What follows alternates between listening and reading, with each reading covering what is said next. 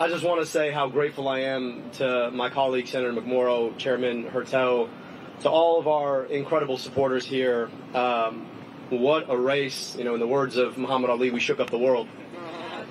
And I want to say, just first and foremost, how grateful I am for the opportunity to participate in democracy. Now, my family immigrated to this country from a place where there is not democracy. You cannot just put your hand up and run. And the ability to do this, to have our voices heard, to select our leaders, it is a gift that sometimes we take for granted. So to have participated means so much. And to my fellow participants, I just want to say how grateful I am to you. Senator McMorrow, you ran an incredible race. You fought to end corporate corruption in our politics. You took on the power of AIPAC. You were willing to speak truth to a level of power that sometimes is unbeatable. And I just want to say thank you and how grateful I am to have your support here today. I cannot wait to see what you do next, and I hope that for as long as I'm in this work, that we can be in this work together. Thank you. To my colleague and friend, Congresswoman Haley Stevens, we shared a great conversation this morning. And I know that it was a bitter end to this very long primary, but I also know that Haley brings the best of herself to her work. She is one of the most committed public servants that you'll ever meet. She loves democracy like I love democracy. And whatever differences that we might have had in the primary, they pale in comparison to what unifies us. A recognition that so long as we want to keep our democracy, that democracy better be working for people, and that all of us have to come together to make sure that we never let Mike Rogers see the inside of the U.S. Senate. So, Congresswoman, thank you for your race.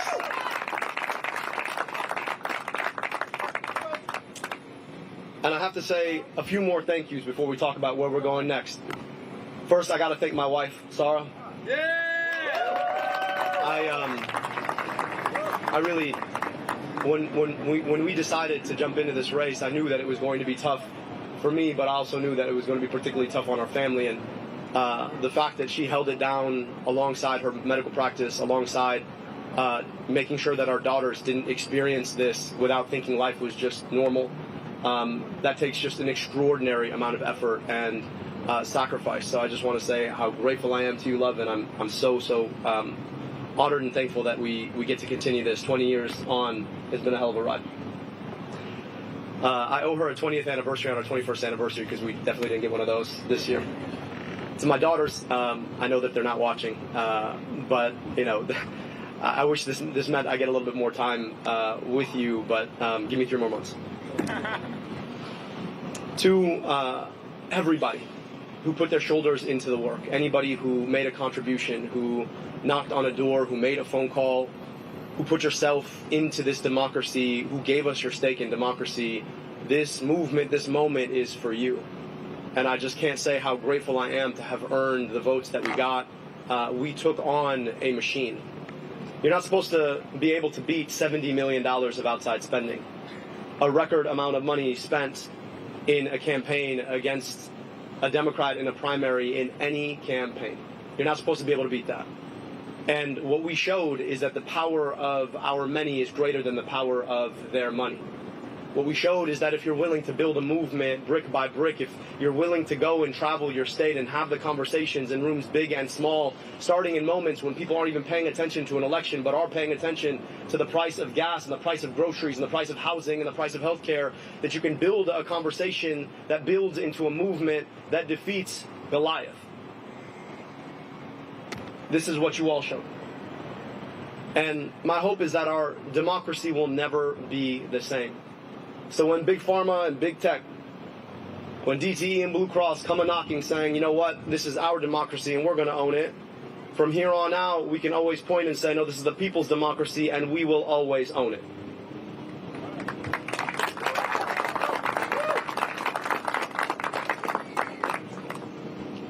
This would not have been possible without the incredible efforts of so many allies and allied organizations. I gotta give a special thank you to my first endorsers. Bernie Sanders, the OG, who came in on day one, put his entire shoulder in the work. I just hope that I can help to carry some of that load in the fight for working people and Medicare for all that he's been carrying for all of this time. To the UAW, the unbeatable, indomitable UAW. as a son of immigrants, son of a father who came to this country to build cars, I gotta say that this is still the best place in the world to make an automobile, and that is because of the fighting UAW. But it's also the best place in the world to build a family because of the fighting UAW. And our work is about making sure that the folks who want to sell our democracy off to corporations and special interests don't get to take that away, and I stand in lockstep with our UAW sisters and brothers. To the AFT, the National Nurses United, the AFGE, the AAUP, thank you so much for your work. To all of the advocacy organizations who made this possible on the ground. Folks like the PCCC and Move On, folks like the Working Families Party, all of the constituency organizations who knocked on doors and made phone calls, thank you so much for putting your shoulder into the work. I also have to thank all of our endorsers, 300 strong, who came in, spent their time with us, came from just down the street or came from across the country to talk about what it looks like to build a movement of the people, by the people, and for the people. I want to say how grateful I am to you. We built this campaign brick by brick. Back in April, I remember talking to a room of 5 people in a discussion that most people will never clock, but it was an opportunity for us to share an honest conversation about pain and about purpose. And I've been able to have 500 more of those discussions over the past 15 months. I trained to be a doctor, and the single most important moment that makes a clinical encounter is that moment that somebody shares their pain with you, believing that you could do something about it. I don't practice medicine, as has been well documented by all of you. But I hope that I get to practice that part of things. And I've been able to practice it, but it requires people being willing to share their pain with you so that you can do something about it. That is a moment, a piece of vulnerability people give you because they believe that you can actually fix it. It's an investment, sure, in a campaign, but it more is an investment in democracy. And as we traveled our state, we were in living rooms in Lansing, VFW halls in Escanaba, basements in Grand Rapids, churches in Detroit. I got to meet so many of you, Michigan, so many. And you shared both what caused pain, but also what brought purpose. And we forged a movement out of that to get money out of politics, put money back in pockets, and pass Medicare for all to guarantee health care in this country.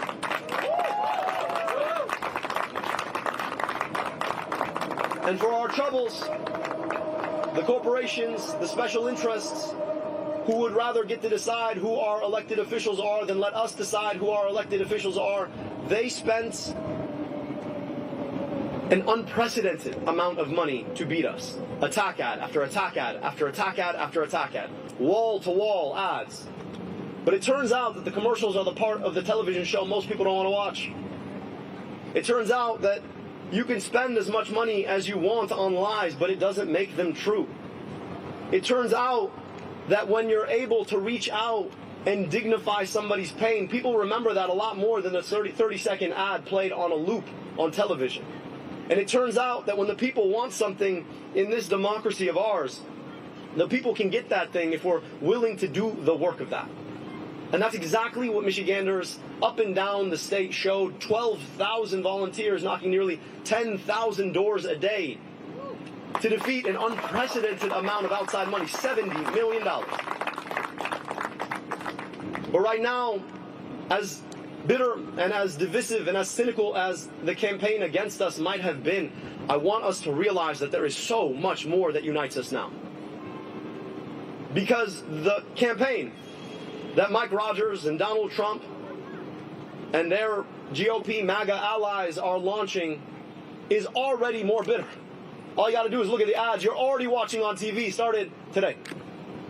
You know, they think that you want to use my whole name against me. Mike, listen, man, if you can't say the name, it's Abdurrahman, keep the name out your damn mouth. I'll be happy to give you lessons. But they understand that the only way that they think they can win is to drag us into the mud, to believe the worst about each other, to believe that what divides us is bigger than what unites us.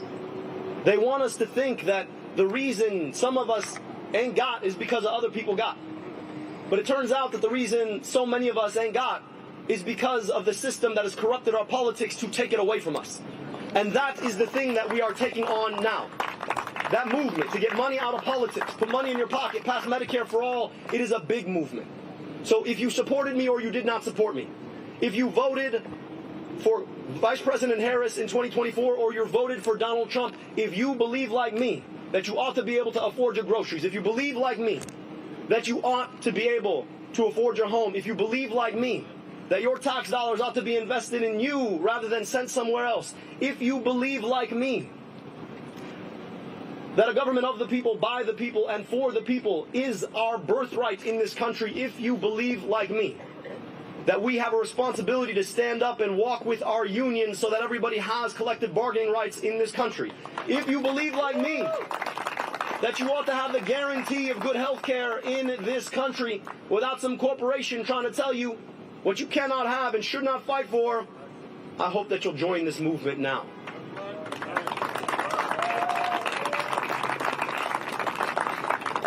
I want to speak specifically to an issue that has been focused on in this race.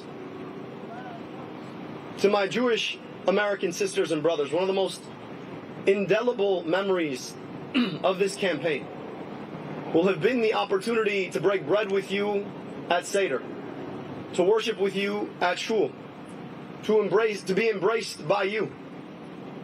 And listening to sisters and brothers who said, I want to join this movement because AIPAC doesn't speak for me. Because I understand that self-determination for one people does not require the quenching of self-determination for another people. That unless all of us are free, none of us are free. I want to tell you the great gift that you've given me. And to all of my sisters and brothers of the Jewish faith, or any faith at all, or no faith at all, I want you to know that my commitment to your safety, my commitment to Jewish safety, is the same commitment that I have to the safety of my own daughters. Because if there is one question of a political philosophy that ought to animate us all, is what would we build, what would we do if we treated all of our kids like they were all of our kids? How would we spend our money? Where would we put our investment? How would we embrace one another? What kind of schools would we build? What kind of health care would we offer? What kind of jobs would we protect? And I say this because there could not be a greater contrast between that philosophy and the cynicism of Mike Rogers. See, Mike's a guy who spent 14 years in Congress with one goal: to figure out how to cash out the day he left. And guess what he did? As soon as he left Congress, after having taken corporate check after corporate check after corporate check to empower the corporations to pick your pockets, he went and he cashed out. Not in Michigan. No, winters are too cold for him. He's got thin skin after all. He went to Florida. So, Mike, if you want to be a Florida man, go be a Florida man. If you want to golf in Florida, go golf in Florida. But I promise you in November, we are going to send you back to Florida.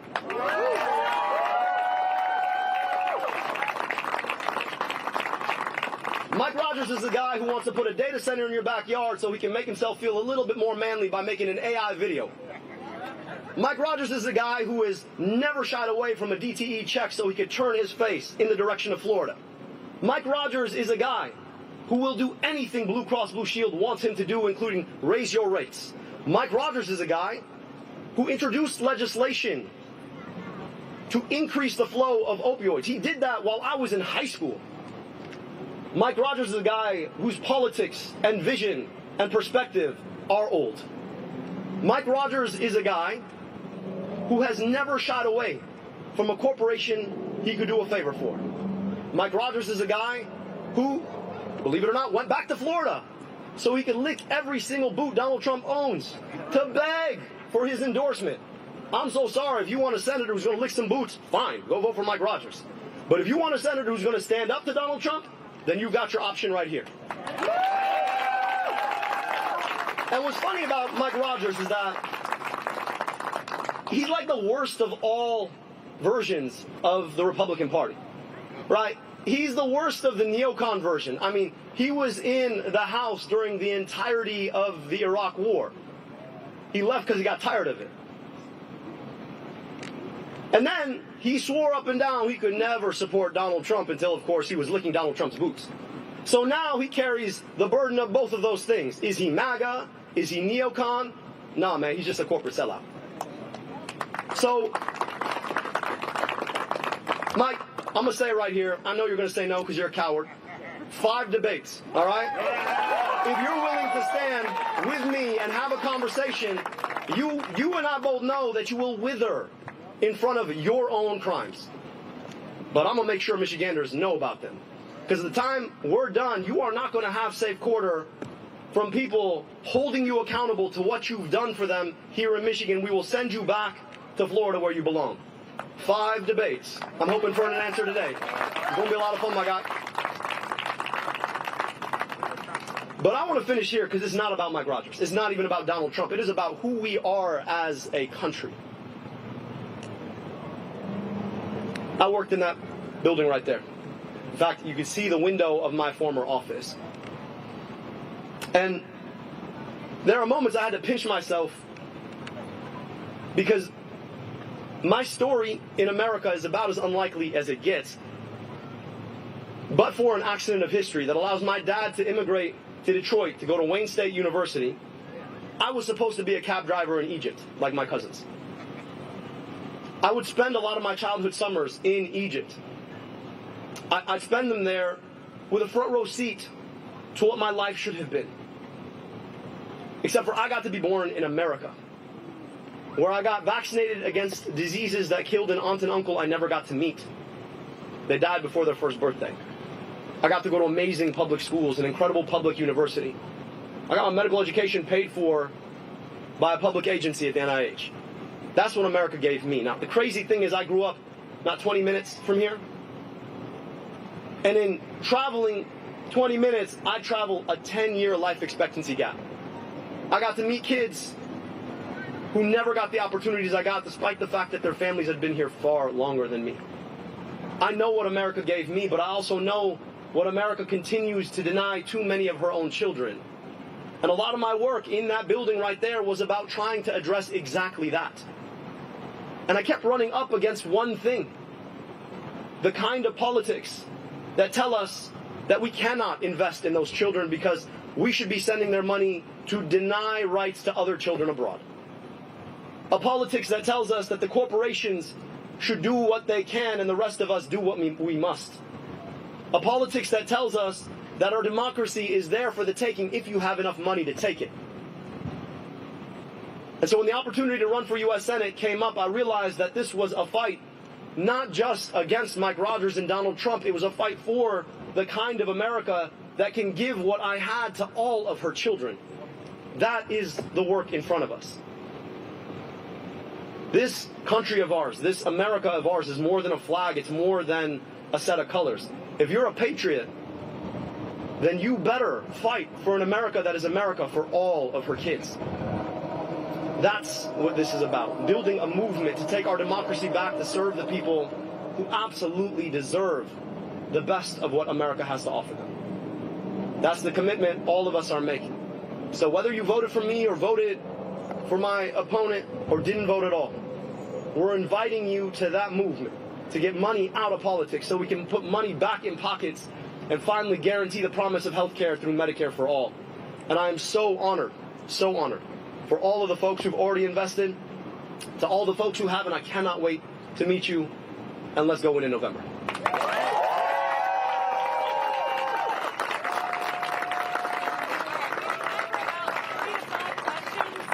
Hands up for a question, please, and say your name and outlet when called on.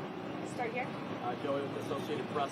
You mentioned that you spoke with Maxine earlier. Can you talk a little bit about what was said when she indicated whether she would be endorsing you? She will absolutely be endorsing us, and she will be fighting alongside us to make sure that we defeat Mike Rogers and win the future in November. The questions? Looking for local. Go here. Arlette Signs with CNN. This was a very tight race, possibly further than you hoped or expected, about 15,000 votes right now between